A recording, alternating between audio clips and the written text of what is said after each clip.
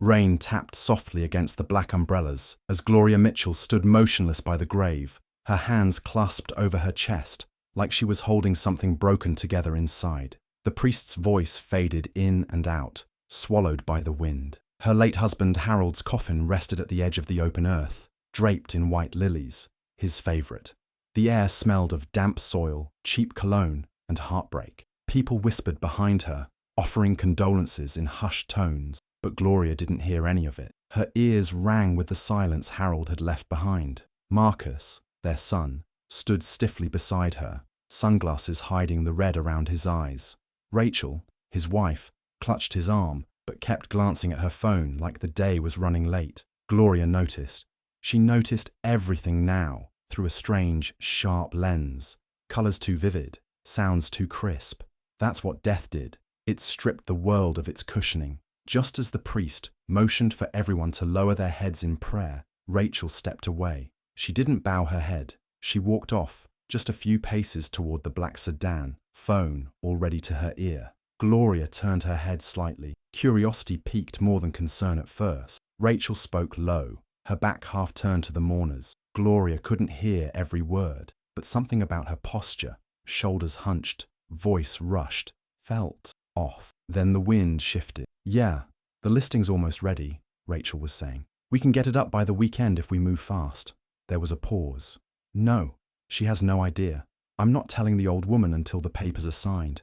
Marcus is on board. He just needs a push." Gloria blinked. She wasn't sure she'd heard right. Her first instinct was that Rachel wasn't talking about her house. Couldn't be. Couldn't. But Rachel's voice grew clearer as she stepped closer to the driver's side window. "I'm not dragging this out. Harold's gone. She'll have to accept it sooner or later." And then she laughed, software quick, like someone talking about a solved problem. Gloria felt something drop inside her chest. A stone, cold, heavy. Her hands unclasped and her nails bit into her palm. For a second she forgot where she was. She forgot the coffin, the prayers, the mourners. All she could see was the back of Rachel's head and the house in her mind, Harold's hands fixing the broken fence post, Jordan riding his tricycle down the hallway, family photos tucked behind old wedding china. 38 years. Gloria's breath caught as Rachel ended the call, turned and smiled politely. She walked back to Marcus's side like nothing had happened, like her lips hadn't just lit a fire Gloria didn't know she had the strength to put out. Gloria didn't cry. Not for Harold. Not yet. She just stood there, eyes narrowed slightly, rain slipping from the tip of her nose. And for the first time all day, she wasn't numb. She was angry. The house was quiet in a way that unsettled Gloria. It wasn't the silence of peace. It was the absence of a heartbeat, a voice, a presence. Harold's slippers still sat neatly by the side of the recliner, just where he left them. The mail still came in his name. She hadn't yet opened the condolence cards, still stacked like unopened bills on the hallway console. For 38 years this had been her home. The floors creaked in familiar spots. The kitchen smelled faintly of Old Spice and lemon cleaner. Harold had built the back porch with his own hands one summer. They'd raised Marcus here. She knew every corner like the back of her palm, could walk the hallways blindfolded. Now, it felt like every wall was watching her. Rachel moved through the space like she already owned it. In the week since the funeral, Gloria had watched her daughter-in-law become unnaturally busy. She made phone calls in hushed tones, stepped outside to take them when Gloria entered the room. She'd begun reorganizing things in the garage, labeling boxes. "Estate stuff," she said casually when Gloria asked. Rachel never offered help with Harold's belongings, but she'd already packed his cufflinks and old records into a bin without asking. Marcus, meanwhile, barely spoke. He drifted through the house like a man underwater, his grief sealed up behind tired eyes and hunched shoulders. He worked remotely from the dining room table now, earphones in, head down. When Gloria tried to talk to him about Rachel's behavior, he deflected with a tight, forced smile. "She's just helping us move forward, Mom," he'd said, as if that settled anything. But Gloria could see how uncomfortable he was. The way he flinched when Rachel touched his arm too suddenly. The way he hesitated before answering her questions, like he was choosing between truth and convenience. Jordan was the only light left in the house. Every morning, he padded down the stairs in his superhero pajamas, rubbing his eyes, calling for Grandma before anyone else. Gloria clung to his innocence. With him, there were no agendas, no sharp smiles hiding secrets. Just a boy who still believed that pancakes solved everything. One afternoon, Gloria found Jordan curled up on the floor of Harold's study, drawing a picture. "Who's that?" she asked gently, kneeling beside him. "That's Grandpa in heaven," he said, proudly pointing at a stick figure in the clouds. "And that's our house. But Mummy says we might not live here anymore." Gloria's fingers froze mid-stroke over his hair. "She said that?" she asked, her voice low. Jordan nodded. "She said it's too big for old people, and we can get a better house with a pool. But I don't want a pool. I want this house. This is Grandpa's house." He went back to colouring. Later that night, when Rachel returned from one of her mystery errands, Gloria watched her from the kitchen window. She was smiling as she got out of the car, talking to a man in a blazer who handed her a stack of folders and a business card, a real estate agent. Gloria didn't confront her, not yet. Instead, she waited until Rachel was upstairs and quietly retrieved one of the folders left on the passenger seat of her car. Inside were glossy brochures, valuation estimates, and a pre-filled listing draft for the house. She put it back exactly as she found it. That night, while the house lay dark and sleeping, Gloria sat on Harold's old recliner and stared into the silence. Her hand traced the armrest where his had always rested. Her wedding band felt heavy. Everything felt heavier now. They hadn't always had a perfect marriage, but Harold had been her anchor, steady, loyal, a man who fixed things with his hands when words wouldn't do. He never would have sold the house. Not like this, not behind her back. Rachel had never truly loved the house. She complained about the drafty windows, the outdated fixtures, the dead space in the attic. Gloria had always known she saw it as a financial opportunity, but she never imagined Rachel would move so quickly, like a vulture circling before the grave had even settled. And Marcus, sweet, lost Marcus, had always been too afraid of confrontation. Gloria knew he hated conflict, that he preferred silence over storms. Rachel had learned how to twist that. Gloria wasn't sure what she'd do yet, but one thing was certain. If they wanted to erase Harold's memory from this house, they'd have to go through her first. She looked down the hallway, toward the closed door of Jordan's room. This house still had a soul, and it wasn't for sale.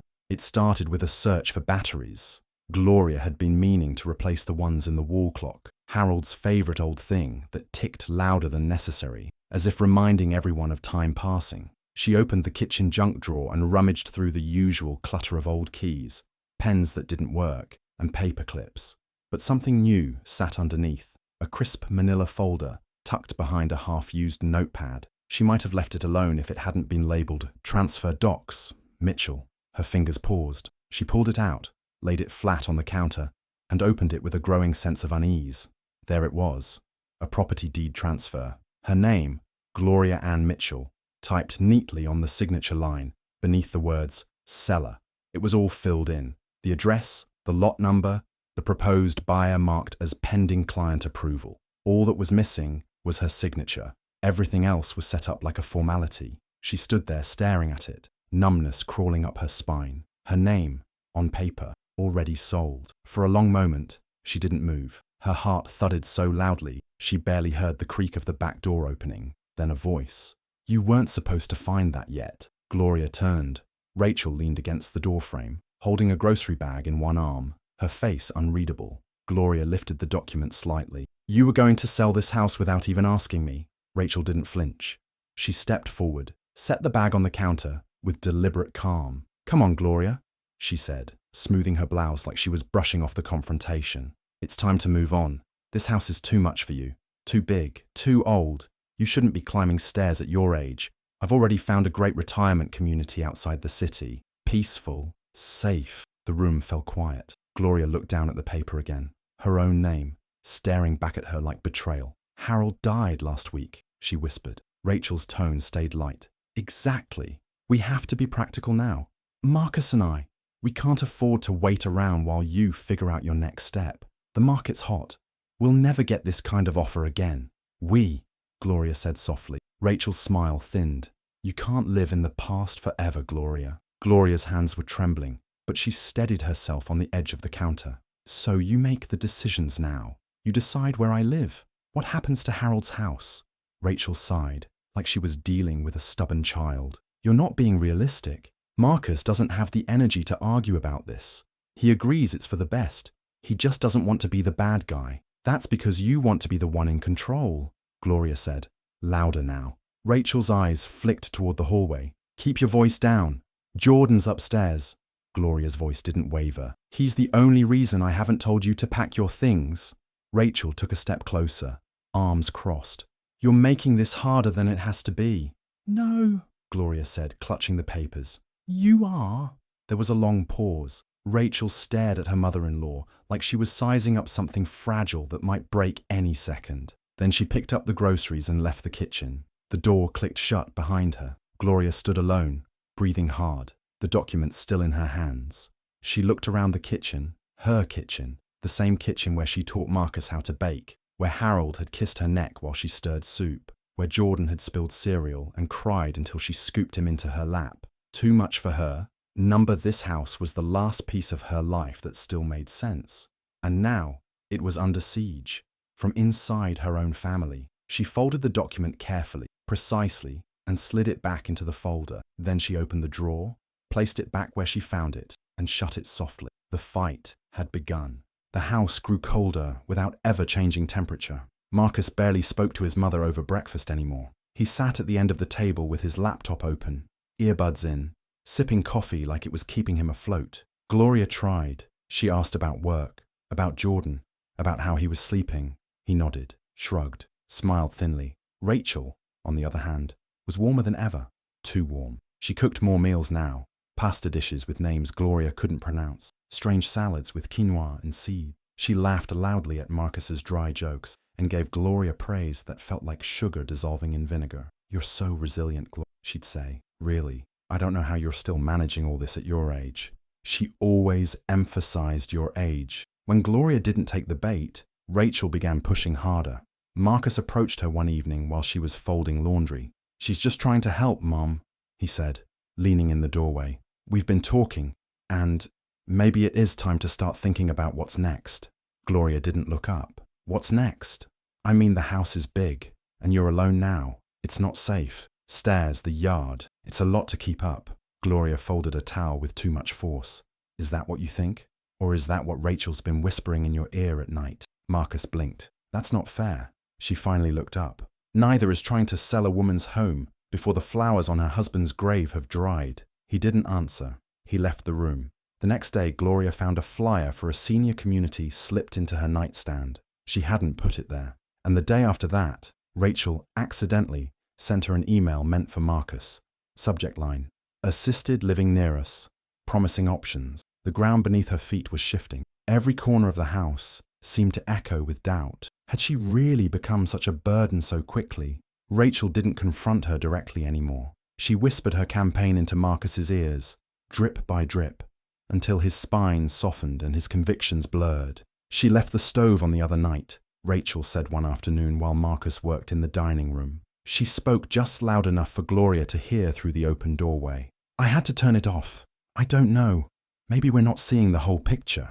Gloria was in the hallway, out of sight, but not out of hearing. That night, she cooked dinner carefully, double-checked the burners, and watched Rachel toss her plate half-finished into the sink without a word. She's not well, Rachel said behind her back. She's slipping.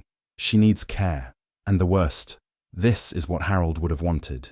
Gloria bit her tongue until it nearly bled. Harold had hated change, hated the idea of nursing homes, hated the coldness of places where people went to disappear. He'd told her so a dozen times, especially after his brother died in one. She knew Harold better than anyone. Rachel's revisionist fantasies were an insult. Then, on a Thursday morning, Gloria came home from the pharmacy to find a man in a blazer standing in the living room, clipboard in hand, eyes scanning the crown molding. Excuse me, she said, setting her purse down slowly. Oh, hello. I'm Greg. Rachel said I could stop by for a quick pre-listing walkthrough. Gloria's mouth went dry. Rachel emerged from the kitchen, all sunshine. Mom, you're back early. What is he doing here? Rachel gestured like it was no big deal. Just taking a few pictures. No commitments. Just in case. In case of what? Gloria snapped. Rachel's smile thinned. Let's not make this harder than it is. Greg sensed the tension and quickly excused himself to the porch. Gloria stepped closer. Her voice dropped. You went behind my back again. Rachel folded her arms. Because you refuse to be reasonable. This house is too much for you, Gloria. You're clinging to a memory. That's not healthy. I am the memory, Gloria hissed. I built this house with Harold. I raised our son here. I buried my husband last week. And you're already putting a price tag on our life. Rachel's tone sharpened. You're a lonely old woman living in the past. This house isn't a shrine. It's real estate. Marcus and I have a future to think about. Gloria's hand moved before her brain could stop it. The slap landed across Rachel's cheek with a sharp sound that echoed through the hallway. Rachel froze, mouth slightly open, eyes wide with disbelief. Marcus appeared at the stairs just in time to see it. "Mum!" he shouted, rushing over. "What the hell? She brought a realtor into my home," Gloria snapped. "She's trying to help," Marcus shouted back. "You're acting unstable." Rachel clutched her cheek, eyes gleaming with performative shock. "She hit me, Marcus." "I didn't hit you," Gloria growled. "I stopped you." Marcus stepped between them. "That's it. I won't let this turn into a war. You need to calm down, Mum. We're all GE. The attic smelled of old cedar and forgotten memories. Dust hung in the air like it had nowhere else to be. Gloria hadn't come up here in years. Not since Harold insisted on storing away a box marked Private H. He'd tucked it behind a trunk of baby clothes and holiday decorations, like a secret he meant to return to, only he never did. She pulled it down now with trembling hands. Inside were mementos, love letters from the early days, a pocket knife she remembered him carrying on hikes, and a small black USB drive wrapped in a faded handkerchief. The handwriting on the fabric said, "G, only if you need it." Gloria stared at it for a long time before she moved. Downstairs, she plugged it into the old desktop in Harold's study. A single video file opened, legacy.mp4. The screen flickered. There he was, Harold, sitting in his chair, the green recliner still in the corner now. He looked tired, older than she remembered, but clear-eyed and deliberate. "Hey, Glo," he said, voice cracking slightly. "If you're seeing this, then, well, you already know." He took a long breath, then leaned forward. "I've been feeling it for a while now. Something's off with Rachel. She's charming, sure, but she's got Marcus wrapped around her little finger. She's eyeing the house. I can feel it. Every comment she makes about the pipes, the siding. It's not just talk." He looked off camera for a moment, then back. "This house means something, not just to us. To Jordan. He's too young now, but he'll need something that feels real when he grows up. This place is his roots, our story. Don't let them tear it down for some condo or backyard pool." Gloria covered her mouth with her hand. "I know you, Glo. You'll be too polite, too patient. You'll let them walk over you if you think it keeps the peace. Don't." His voice cracked again. "Promise me you'll stand your ground. Promise me you won't let her win." The screen went black. Gloria sat there long after the video ended, her tears drying into quiet resolve. That Sunday, she made dinner. Roast chicken with rosemary, Harold's favourite. She set the table carefully, with cloth napkins and the good china. Rachel commented on how formal it was, but Gloria just smiled and poured the wine. Jordan sat beside her, legs swinging, eyes wide as he admired the candles. Marcus looked uncomfortable. Rachel played along, trying too hard to sound gracious. Halfway through the meal, Gloria cleared her throat and said, "I'd like to share something Harold left behind." Marcus paused mid-bite. "Now?" "Yes," Gloria said firmly. She reached over and pressed a button on the remote. The television on the sideboard came to life. Harold's face filled the screen. Rachel's fork froze. As his message played, the room shifted. The only sound was Harold's voice, calm, measured, and painfully clear. When it ended, silence blanketed the table. Rachel stood up. "That video it's out of context. He was probably just..." "Thinking clearly," Gloria interrupted. "Knowing exactly who you are." Marcus looked stunned. His eyes flicked from his mother to his wife, then back again. "You knew about this?" Rachel's face flushed. "It was just an idea, Marcus. I didn't do anything. She's overreacting." Gloria's voice was steel. "You brought a realtor into my house without telling me. You called me unstable. You tried to erase my life with a pen and a signature." Rachel turned to Marcus. "You're seriously going to believe this? She's manipulating you now." Gloria stood slowly, her hand resting on the chair. "This house is not for sale, and I am not going anywhere." Rachel scoffed. "You don't have the legal..." "I do," Gloria snapped. "Harold made sure of it. His name might be gone, but his will isn't. And neither am I. Marcus pushed his chair back, speechless. His gaze dropped to his plate. Rachel looked between them, then let out a bitter laugh. Fine. You want your little kingdom? Keep it. But don't expect me to sit here and pretend. She stormed out of the room, heels tapping furiously against the hardwood. Marcus didn't follow. Gloria slowly sat back down and picked up her fork. Across the table, Jordan smiled shyly and whispered, "Grandpa was right." Gloria nodded, her voice soft again. "Yes, baby." He usually was. The morning after the dinner, the house was quiet in a new way, one that felt like relief. Gloria stood in the kitchen stirring a pot of oatmeal, sunlight warming the tiles beneath her feet. Jordan coloured at the table, humming under his breath. Marcus walked in, hair dishevelled, eyes tired. He looked like a man who'd barely slept, and Gloria had the feeling he hadn't. He poured himself coffee without a word, then leaned against the counter, watching her. "I should have listened to you," he said finally. Gloria didn't look up from the pot. "You didn't want to see it. I understand." "No, Mom," he said, his voice cracking slightly. "You've always been there for me, and I stood there while Rachel tried to erase everything you and Dad built. I let her." She turned to face him, stirring spoon still in hand. "I didn't want to believe she could do something like that," he added, "but I saw his face. I saw how serious he was and how wrong I've been." Gloria gave a slow, quiet nod. "I know she makes you feel like you have to pick sides. I don't want to live like that anymore," he said, eyes meeting hers. "And neither does Jordan." Upstairs, drawers slammed. Rachel was packing. She'd said the words divorce and lawyer like weapons last night, like they would scare him into submission. But Marcus hadn't moved. He hadn't argued. He just let her rage. Now he looked at Gloria with something closer to clarity than she'd seen in years. "I want to stay here," he said. If that's okay." Gloria turned off the stove and set the spoon down gently. "Of course it is." Later that afternoon, while Rachel loaded suitcases into the back of an Uber and shouted into her phone, Gloria made an appointment at the attorney's office. She took Harold's will, the deed, and the video. By evening, her name was confirmed as sole owner. No loopholes, no ambiguity. Rachel didn't say goodbye. She didn't even look back. The silence that followed her departure was heavy at first, but then it softened, settled into something easier. Gloria cleaned the kitchen with music playing low. She pulled Harold's coat from the hall closet and laid it on her lap in the recliner for a while. That night, Marcus came downstairs with Jordan and asked if they could stay in the guest room until they figured things out. Gloria simply opened the door and handed Jordan his favourite blanket, still folded at the foot of her bed. There was no victory speech, no dramatic declaration, just the quiet shift of power returning to where it belonged. Later, as the house dimmed and bedtime stories finished upstairs, Gloria stood alone by the window. She looked out over the backyard Harold had mowed every Saturday, at the porch swing he built when Marcus was small. She could almost hear his voice again. "You did good, Glo." And this time, she let herself smile.